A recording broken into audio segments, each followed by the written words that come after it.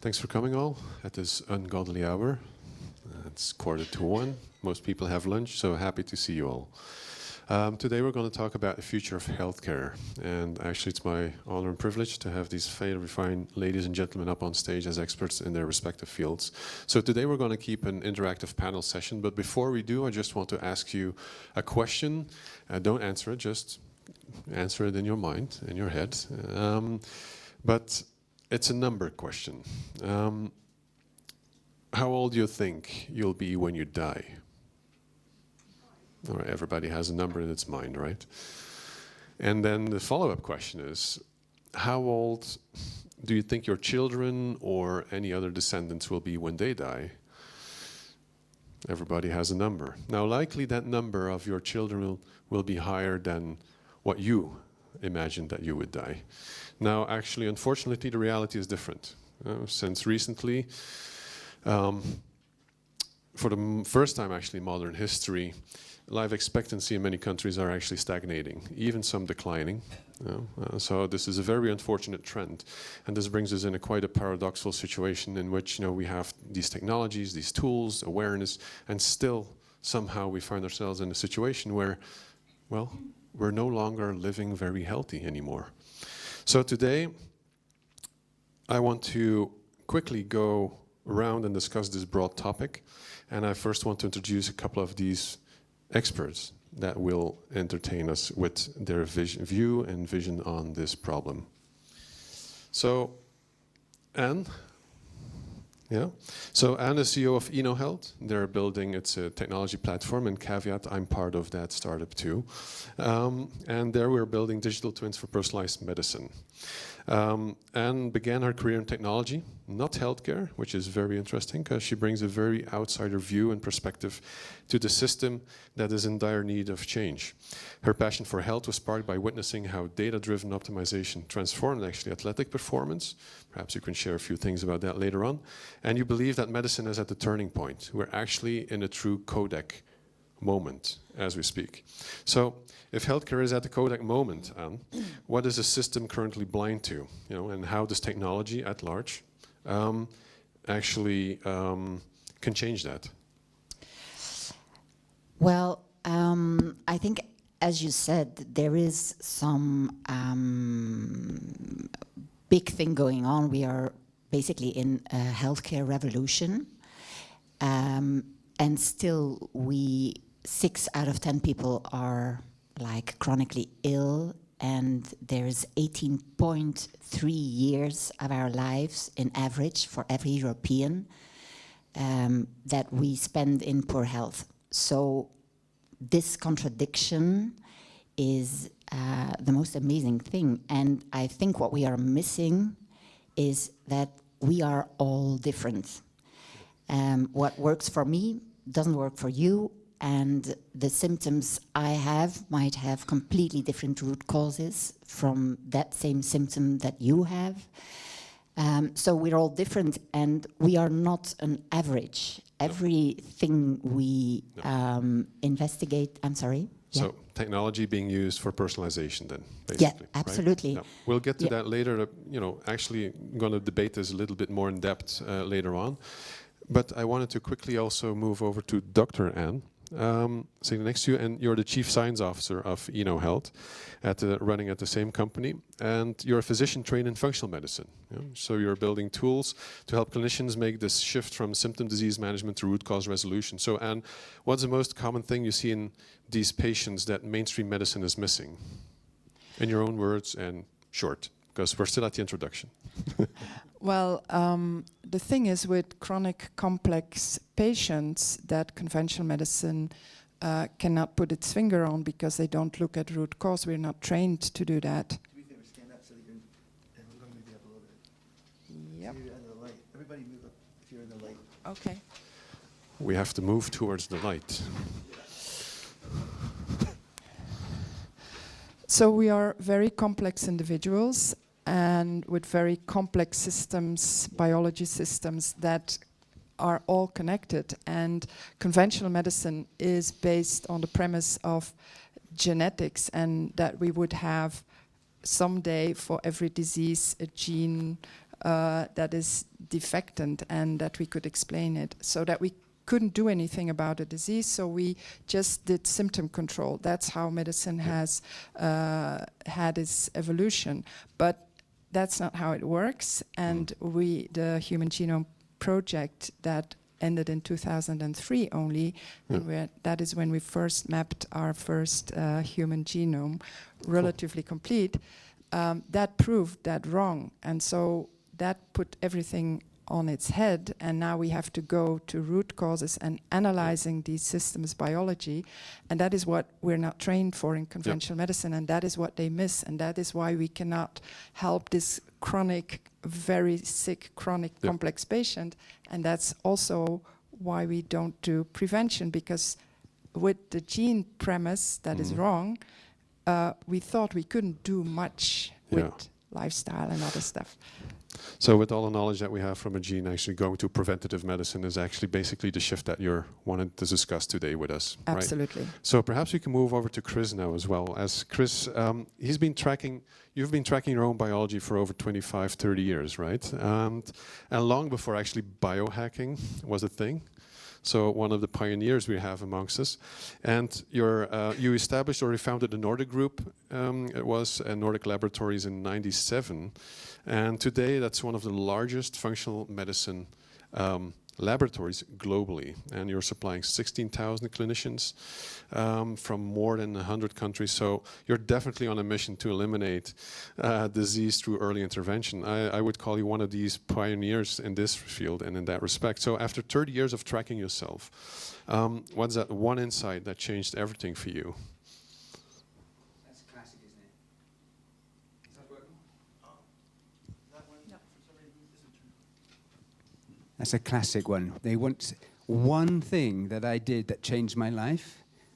It doesn't work like that. And I think the most important thing we must take away from our understanding of health is that it's not singular. There's not a singular thing that impacts how we function. It's a multitude of impact factors that you're exposed to through life, through stresses, but also opportunities. And so if I was to answer the question philosophically, the answer would be, I met a doctor in 1994 that told me healthcare was going to change. It would all become personalized. We'd all understand our underlying biology, our biochemistry. We'd be able to see problems before they arise and adapt. So really that's what I think is what we all have to do, and we can start at birth and we can keep adapting and we can minimize or eliminate the risk of disease if we act early. Yeah. So the earliest the better, right? Absolutely, but it doesn't mean that because you're 60 you shouldn't start it. You know, everyone should start. All right, thank you. Perhaps you can move down the line to Ludovica. Ludovica De Pieri is a public health nutritionist, right? So you're a behavioral change scientist and the founder of Reveal My Food. You're using technology to not only permeation, actually to redesign the workplace food environment. I find that personally very interesting to see how, through the workplace, you can actually start, building and nudging people into more healthy behaviors. So you're shifting daily choices at scale to improve European productivity, even through that, health and long-term outcomes. So Ludovica, what's the biggest lie we tell ourselves about workplace wellness? With the current wellness or wellness perk, the biggest lie is that we can actually measure the impact. As we know, or we've been exposed, there are a lot of different health and well-being perks, yet we should go back to what are the habits that we actually repeat every single day, and therefore make up the biggest impact in our health trajectory. Echoing what you were saying, is a set of actions that actually determines how healthy we are or unhealthy. And so when it comes to wellness and wellness perk, the problem is that uptake is very fragmented, so it's impossible to measure a long-term impact or actually deliver a long-term impact. Yeah. Exactly. We're going to dive more into that when we touch on the topic of responsibility today. But first, let's close the loop with Hafiz.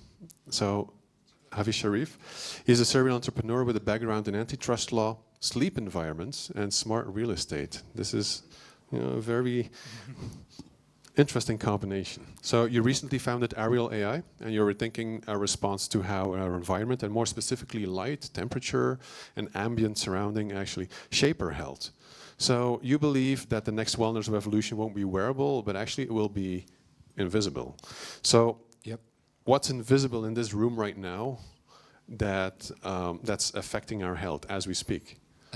Am I allowed to say Greenland? Or, there's a kind of... You're allowed to say anything. Yeah, okay, so there's a social reality we all inhabit that is probably affecting our health in quite a few ways. But actually in here it's quite easy. And this probably deserves a 10-second primer. Your eyes contain specialized cells that switch on and off depending on the amount of light they receive. So if you're exposed to daylight, they trigger, and then they send a little signal to a bunch of cells in your brain that tells you that it's day. And that begins a cascade of effects that tells your entire body. Every nucleated cell in your body has a clock in it that knows whether or not it's day or night. And that starts with your eyes.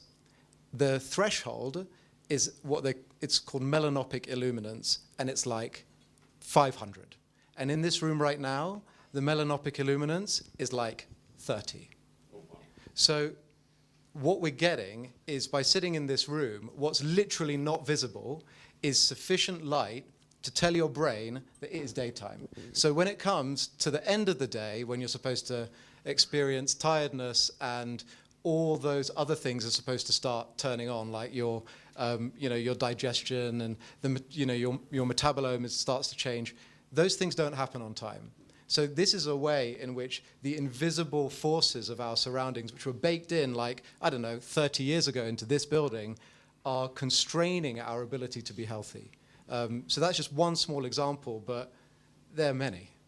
All right. So the irony is, by attending this session about the future of healthcare, you're actually getting unhealthy. Voila.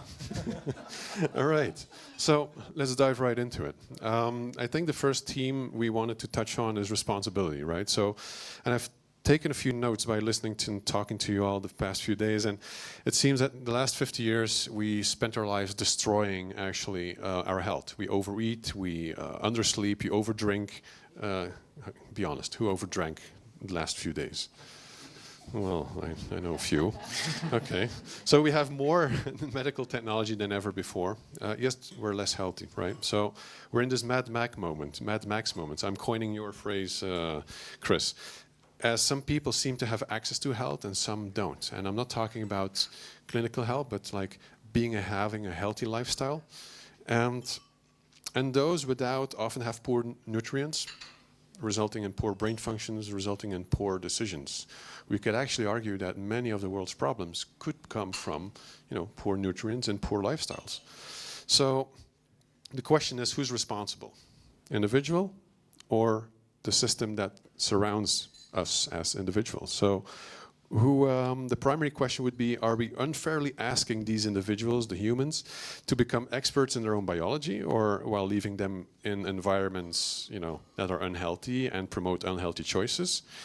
And is the making of healthy choices becoming nearly impossible? So a multi-layered question. Who wants to go first? Yeah. I see Anne being very excited. It's obvious that there's a huge responsibility in society and in the systems and in the health system, etc. Obviously, that is the fact, but I would never, ever give away agency over something as powerful as your health to a system or to a government or to a... So I strongly believe that this agency lies within ourselves, and I think the narrative should change, because we have much more power over our health than we think.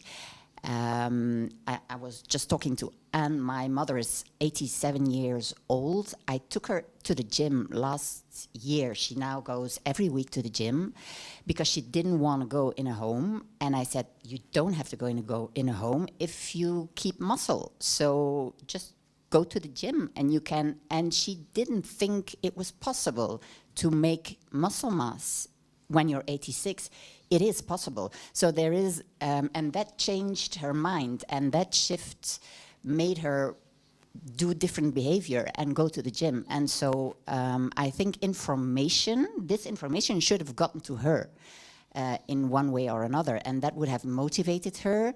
And obviously, generic advice is not something that works. So the more personalized, and with the more personalized data you can work, as in you can see you're moving, you're making progress, your muscle is growing, the better it works. So power to the people, I would say. And information. And Disseminating information and the correct education. information Yeah. then, right? Yeah. But often, of course, humans tend to be stuck in environments like the work office environment, for example, that not necessarily promote such a lifestyle, or look at us being in this well-lit room. So perhaps, Ludovica, when millions of people eat at work, because it's all good and fine if we know what's healthy and what not, but we eat at work, most of us do. Does workplace nutrition become a private choice, or is that one that, should be coming from organizations, or is that an underused lever in public health? What's your opinion on that? I think I would like to connect back to what Anne has just said. The individual has a certain level of responsibility once the environment that has been created around them is supportive of those newer behavior, going to the gym. So you talked about information and reaching people when it's most relevant. And so if we think about the workplace, you have actually a population representative sample that attends that workplace for their lifespan. So you have newer generation and you have people that will soon retire. So the workplace should be seen as an opportunity to level the health crisis and deliver the right environment in order to support the lifespan of people and the health of people. And so the responsibility should be proportionate to the level of impact that not being healthy has on your life or on the system. So it cannot, from my perspective, be solely cast upon the individual. A, because of limit of access to information. B, because otherwise we will be all doctors, and we're not, and we have created this profession to support us. And third, because at times is outside our control. The light, the example of the light, is the primal one, right? And the food available at the catering as well. If the environment around you is designed to support you, then your responsibility is to take advantage of that system. But the system needs to be in place. Yeah. Thank you. Chris? Yeah, I'm going to be more provocative on this. I think, first of all, we have a moral and social obligation to be well if we can be. And so dismissing your health because you're going to hand it over to the doctor is, I think, a naive one in the 21st century. We have huge amounts of data about how we perform. Each and every one of you knows that if you eat something, or you drink something, or you don't do exercise, or you don't sleep enough, it impairs the way you function. So it seems to me to be very odd in a 21st century where we have so much new knowledge and so many new things coming to the fore, where everybody in this room, I bet, has a smartphone, correct? Everybody? Yeah? Anybody doesn't have a smartphone? Amazing. So this is less than 20 years old, right? We just heard about the Genome Project. 20 years old. How many of you had your genes tested? Hands up, please. Okay, so we've got 100% of people in the room that's adopted a smart technology called a smartphone, but 5%, 10% max, who have adopted the knowledge we have about how we perform. You don't think it's important, but you do think it's important to buy a smartphone. And this is a societal problem for me. We have huge knowledge on how we perform individually. But you've got to start with your genes. You've then got to adopt and make the changes. And, sad to say it, I'm sorry to say, this is true. You're not the same as your mother, your brother, your daughter, your sister, or anybody else. You are unique. And therefore, you have to adopt your lifestyle after your uniqueness. And when you do, guess what? All those symptoms disappear. And I've got to be careful what I say because I'm getting old now. But I'm 55. I have no pain. I don't know what a headache is, a stomach ache is. I don't know what pain in joints are. I focus on my neurology because my threat in life is dementia, right? That is a threat. I don't want to get dementia. So what do? I'm constantly testing how I perform to make sure that my brain is active. It can be done. The knowledge is there. Now, I do concur that some people in society don't have access to that knowledge, and we have to do something about it. But I don't think anyone in this room isn't capable of going away and doing a gene test on themselves and finding out how they should be adopting their lives, because you've all gone out and bought smartphones. So health ownership is yours. You must not give it to anybody else. You must protect it, and you must do everything you possibly can to avoid disease. Can I have these very quickly proffer a contrarian position?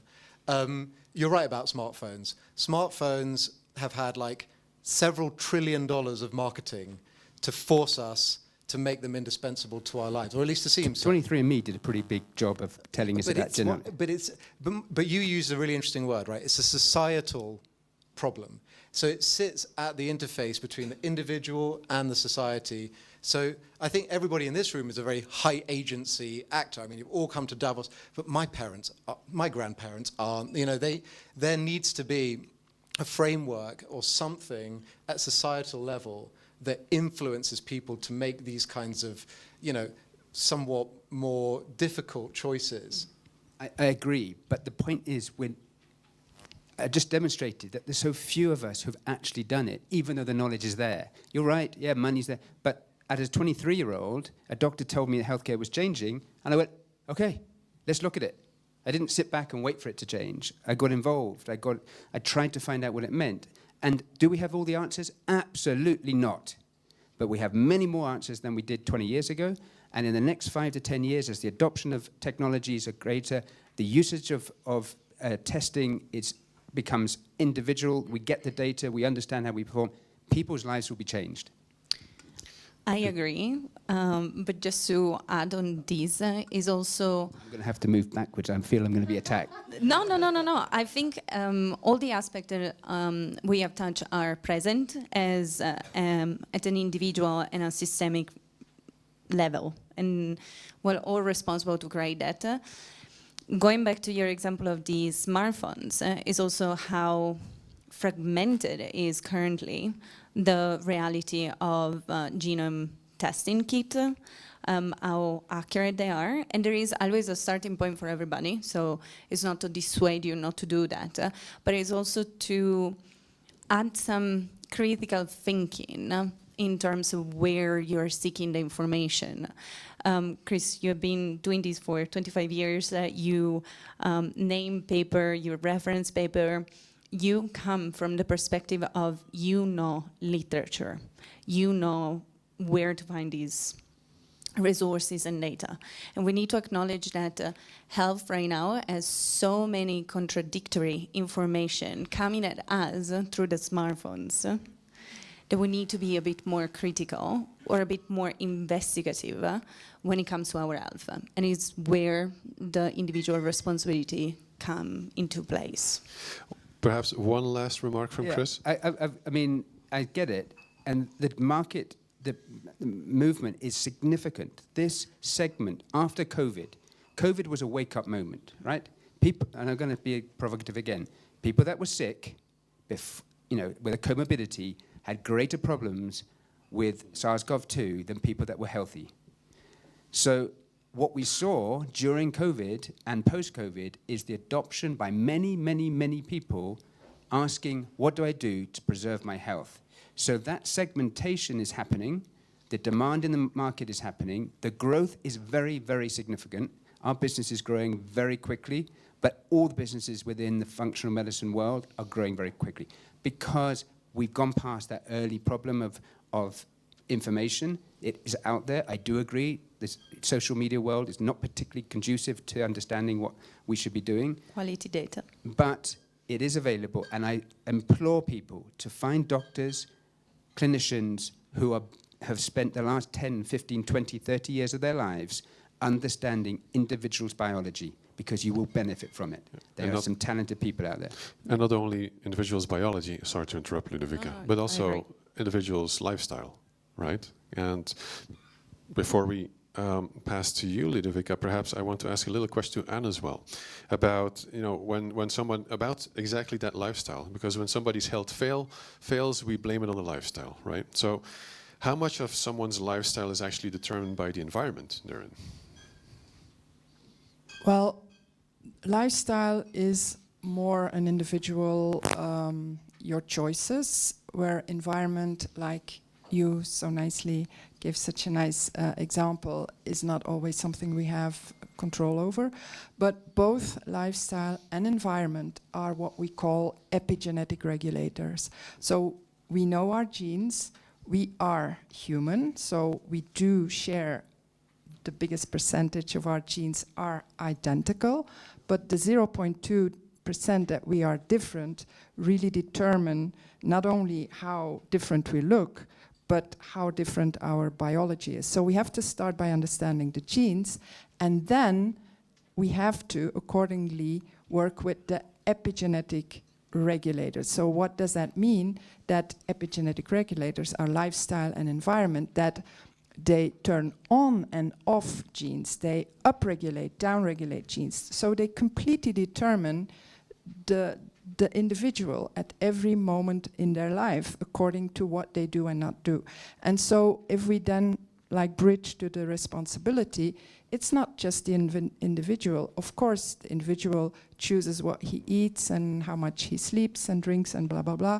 So that is one part of the deal, but then there's a responsibility in the medical field. We have to shift from this genome premise that is proven wrong to the importance of epigenetic regulation, which is then a joint responsibility of the individual, of the doctor, of the academia, because also medical school, I came out of medical school 35 years ago, they still do the same stuff with the same old stethoscope and with the same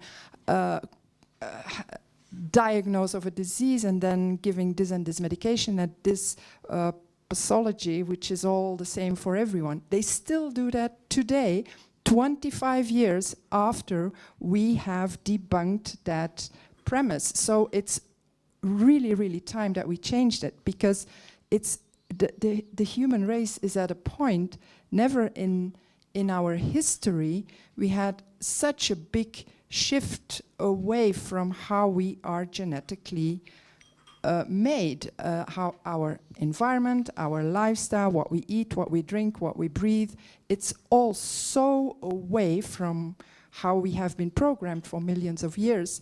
And that is why we have so much chronic disease, fatigue, burnout, so many people on medications because they don't sleep, they are depressed, they whatever. I mean, it's really, really time that we shifted. And on every single level, government, the schools, the doctors need to be trained in this area. And there's so little doctors that have this training. And if we don't bring it into the really medical schools, not just like this Institute of Functional Medicine and Functional University and blah, blah, blah, it's not recognized. So it's very difficult. I've been fighting against my colleagues because I was this weirdo that looked at shit to determine the microbiome of someone to help him with his chronic issues. So it was very difficult, and I'm very happy that I can be here in Davos after 25 years of well, not 25 years. I've been in this domain for 15 years, but it's really, really time that also the doctors get an upgrade on what the science says. We spend 3 trillion every year on research. In Europe, we spend 1.7 billion on healthcare, and we have the sickest sickest people in our history. So there's definitely needs to be a big shift on multiple levels with multiple responsibilities. Yeah. Interesting. Let's dive a little bit deeper in the technology side of things, because we have more health data than ever. Who's wearing a wearable, for example? Well, I was expecting a little bit more, but okay. No, but there's more health data than ever, right? So every child born today could have their full genome sequenced, their microbiome mapped, sleep and activity tracked continuously. So all these things are, in fact, possible. Now the question is, does more data actually lead to better health or making better health decisions, or just more noise? And this is an uncomfortable fork in the road. Like, is AI, for example, because we want to zoom in a little bit more on technology, is it being deployed to save our health, or is it being weaponized actually to sell us things that we don't actually need or want and are inherently unhealthy for us, right?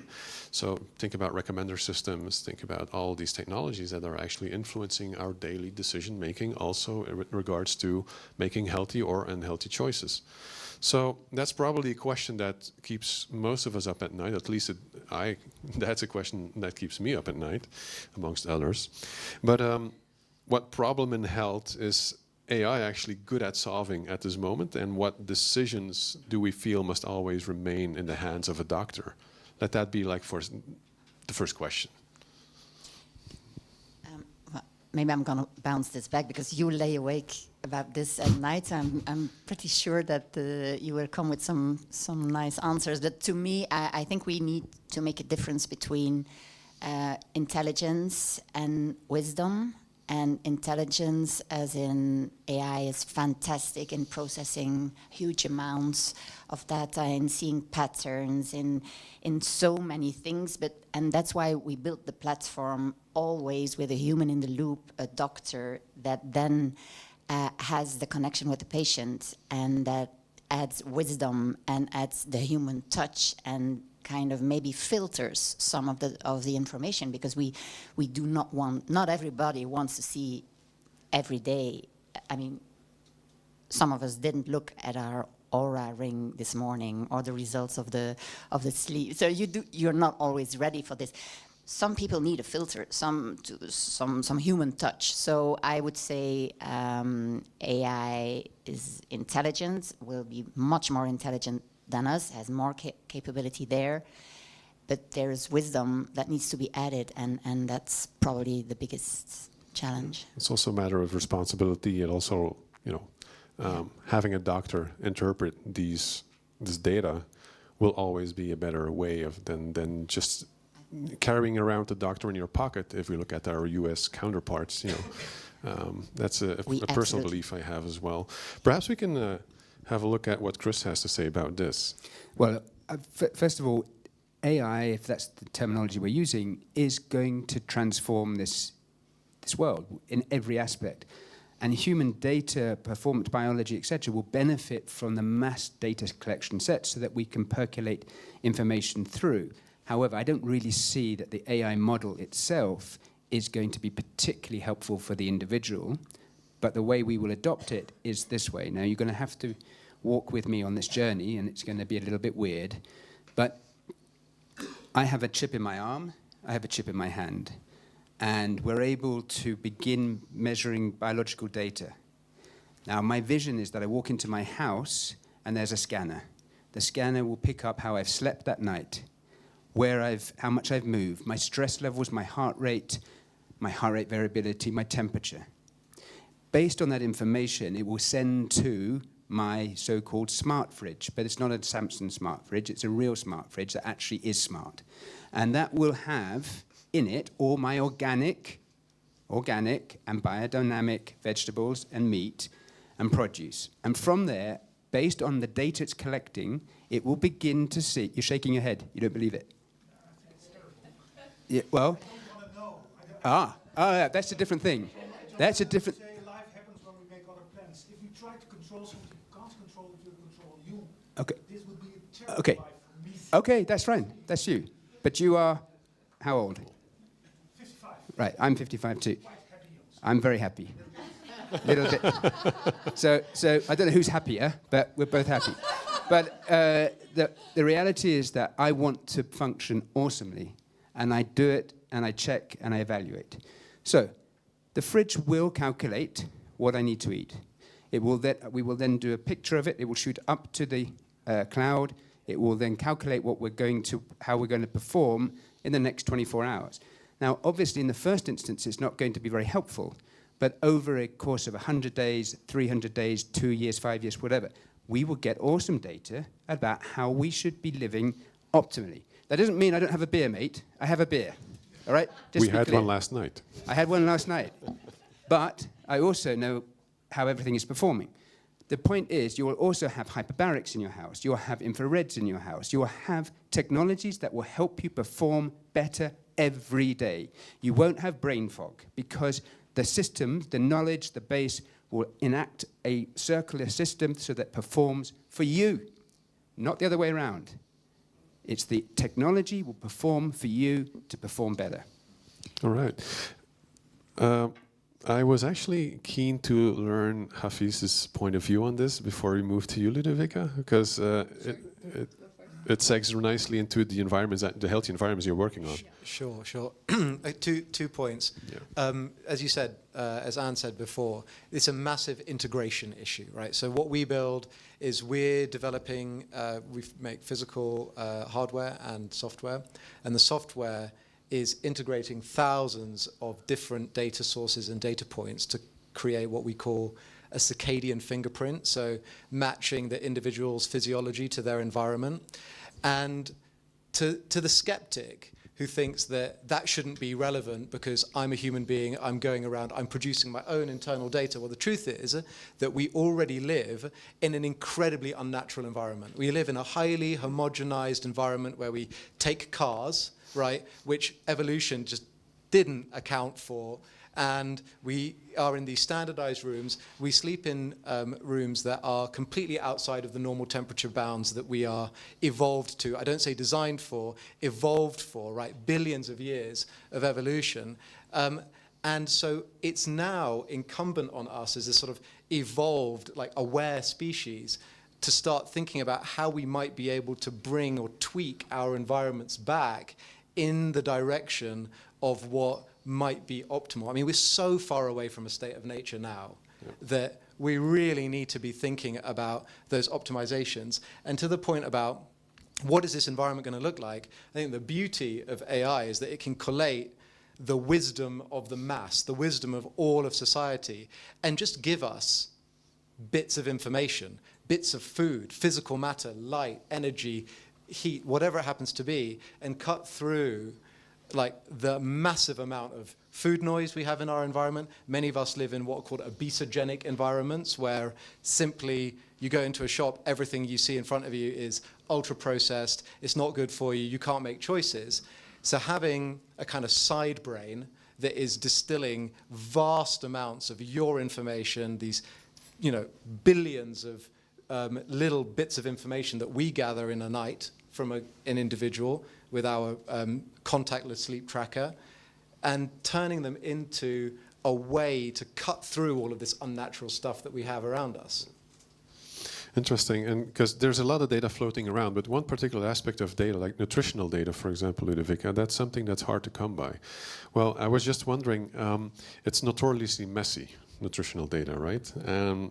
How do you actually turn in what people eat into actionable intelligence that people can act on? Yeah, so I would like to touch on the fact that living in this very artificial environment actually enable us to have access to new way of being nudged and informed of what is the right choice for us individually on a personalized level.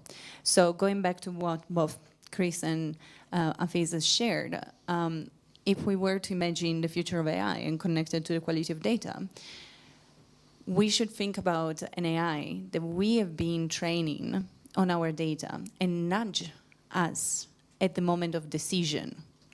So when we are around and we're doing our grocery online, instead of showing us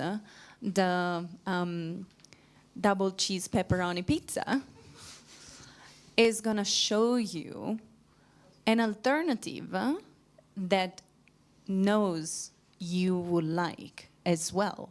So instead of being seen as a forceful force that will permeate our life and take away our capacity to make informed decision, we should see this as an opportunity to have an ally that in a moment of confusion when we are decision fatigue would help us to still make a decision that is more aligned with our health.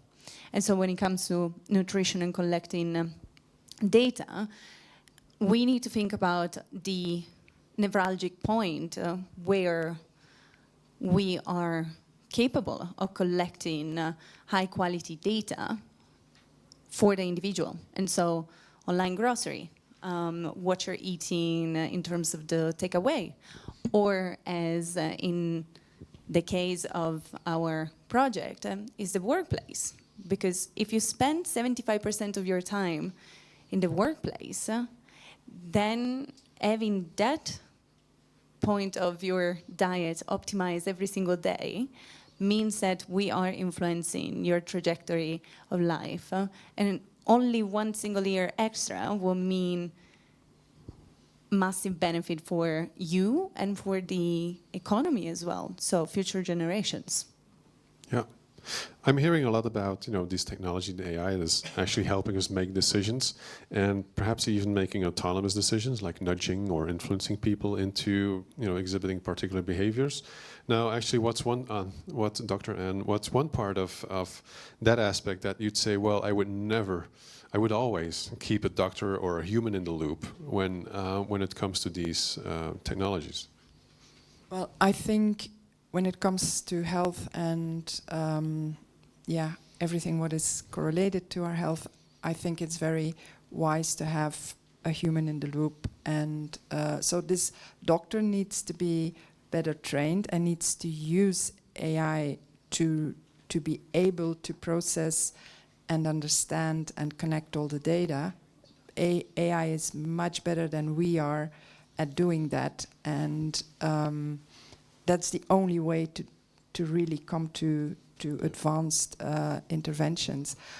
But then, I mean, we are all human, and we are social creatures. We want belong. So there's that AI can never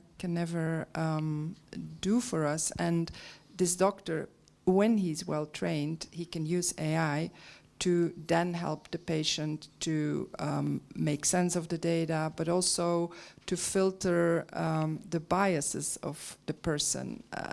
We all have our biases, we all have our preferences, we all have our weaknesses. That will, if you would only go directly to what AI brings us as information, we would interpret and cherry pick, like we cherry pick who we follow now on social media, because that person is telling stuff that fits what I like. So I think you still need this professional also for the connection, for the human interaction, and to have better outcomes. Yeah. So we're not really buying into the doctor in your pocket kind of approach. No, not at all. All right. No. So we have the science, we have technology, we even have the data. That brings us to the real question: why isn't any of this working at scale yet? Just a quick round. Why is this working at scale yet? What do we feel is still blocking, hampering this? Because we have everything, right? Chris? Yeah, no, I think, again, I've said it, it's because people haven't taken that responsibility and begun the journey, the data collection. But to Anne's point, Dr. Anne's point, the point is that currently you go to the doctor when you're sick. Yeah. You go to the doctor and say, doctor, I'm sick, save me. But what if you went to the doctor when you were well and say, doctor, I want to make sure that I'm performing on all these biological levels. That data collection would start the process through time, so that when things begin changing, for example, inflammation markers go up, hormones go down, or your digestive system is blocked. You can go back and see historically what may have happened and what we can do to change it. That needs to be adopted, and it will be adopted in the next few years. We're doing a clinical trial at the University of North Carolina looking at preterm birth. 10% now of Americans are born preterm. But we've been able to adopt genetics and some basic biological markers and reduce that 10% to 1%. And we've done several clinical trials on this. It's not that difficult. It's data, adoption of the information, and change of what we call a phenotype, the outcome. So it will be adopted. There's a gap. We're all participatory. I don't think that we can sit here today and say we have the answers, because we absolutely do not, but we're on the pathway. And adopting this from a governmental level, a lot of governments are doing genome projects. At a healthcare level, we need to adopt a new way of going. You go to the doctor when you're well, not when you're sick. And then the adoption of the intervention that looks after yourself. And that will occur quicker than we think, because we have a lot of data. And I think Ludwika's point is very relevant. We walk into a supermarket today and we see who? Yep. We're in Switzerland, so we see Nestle, or we see Kellogg's. They're the people telling us what to buy. But why should they be telling us what to buy? Why shouldn't our own inspiration be telling us what to buy based on good data, good science? So these things will push out, and we will all adopt them. Yeah. Ludwika? Even my friend there. I think is because we need to go back to the basic. We always, and we heard many times, the word AI. What I would like to point is that the things that are not going to change after AI is the human basic needs. And those are nutrition, physical activity, good sleep, and good air quality. And so oxygen, basically, no pollution. And so when it comes to why we're not seeing this massive revolution in the health system is because we are somehow at the tipping point in which we need to try and fix people health when it's too late. And so going back to the example of the supermarket, we would all make healthier choices if the most prominent option was a healthier one. Instead of having Nestlé, having sourdough bread. Instead of having Kellogg's, you can have oats, and organic one, and regulated farming is part of the picture. The point that I'm trying to make is that in order to have a systemic shift, and therefore being able to leverage these data at the right point, is we need to change the narrative around how we look after our health. In our mind, we had a number when we started, but also a perception of how difficult that must be. And I would challenge all of you to start thinking, what is the easiest choice that I can make today to have a difference? Or what are the most repeated behavior in my life that are actually contributing to my poor health? And so you're going to start seeing that we have more opportunity to influence the system and therefore get AI to support us and get more people on board with genetic testing, high quality information, and therefore new trajectories long term. Yeah. Thanks, Ludwika. I have the impression Anna has a burning addition. Yeah, no, because I think it's very strange that we do not mention the huge amounts of money in pharma, because if we are going to shift to preventive, that means that the whole economy is gonna collapse. So we should not forget that one. That was my burning. All right. Very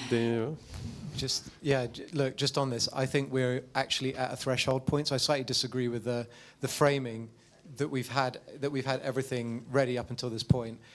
We're at a critical threshold now, where in a lot of industries we're moving from pure tracking and we're moving from data collection to actually being able to utilize that data. And that's not just like the raw biometric data that we're putting out. It's also the kind of societal data of the kind of the sum of human knowledge is increasing at an accelerating rate. So top-tier journals, like the top 10 journals, are producing together about 1,000 new journal articles a month at the forefront of medical, biomedical science, epigenetics, all of these different things.